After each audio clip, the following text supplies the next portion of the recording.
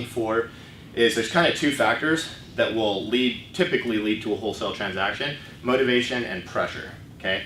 Now, motivation, it doesn't necessarily mean that they'll sell wholesale. If they want to sell, they're a real seller, and they're motivated to sell, right? That'll only take you so far. There's a lot of sellers that are on the MLS that have been on the MLS for 6 months, and if you talk to them, they're very motivated. Like, they really want to sell their property, but they have no pressure to sell.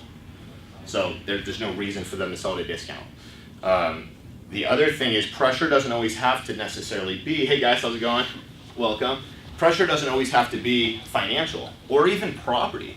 I hear so much and I get asked so much that distress is what you want to go after. And to an extent it's true, but I would say most of our deals, our bread and butter deals, there's not a ton of distress.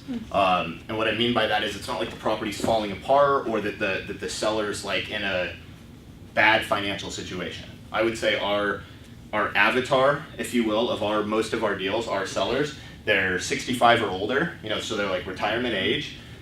They value convenience. They've got a lot of equity. They probably bought the house cash or put a lot of money down, either a long time ago or like at a sweet spot. So like 2009, 2010, 2012, somewhere in there where they've built a lot of equity.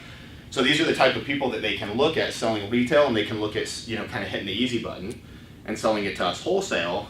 And if they sell it wholesale, the things are obvious that they avoid: paying realtor fees, having people tromp through their house, all that kind of stuff. And to a lot of people, we discount that. We think like, well, screw that. Like, I'm not going to sell my house for $50,000, $60,000, $70,000 less than retail because I don't want people to come through my house.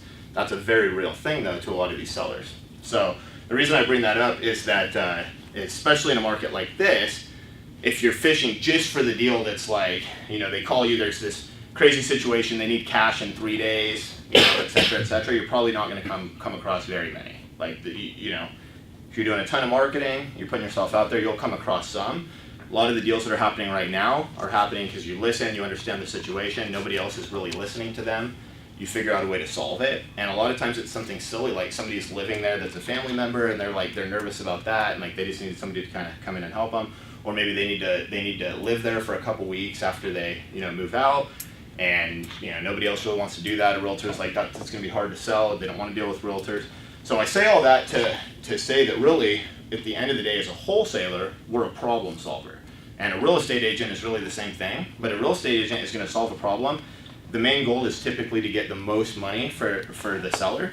With us, we're trying to solve a problem, and typically getting top dollar is not what the seller's main thing is. Everybody wants as much money as possible for anything, but usually if it's the ones that are actual deals, you're listening for, what's a situation where I can help? Is there stress?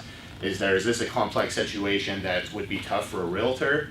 And so I'll ask even leads, and our leads managers will ask leads, why are you selling to us? Have you talked to a real estate agent? And to really find out like what's different, because 95% of sellers out there, 95% of sellers out there are retail, and they're gonna sell for, at the end of the day, they wanna get as much money in their pocket as they can.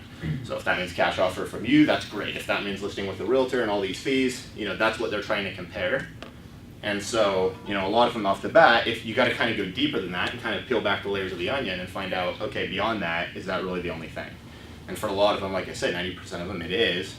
But for the other ones where they tell you there's these other situations, that's where you're looking to help. So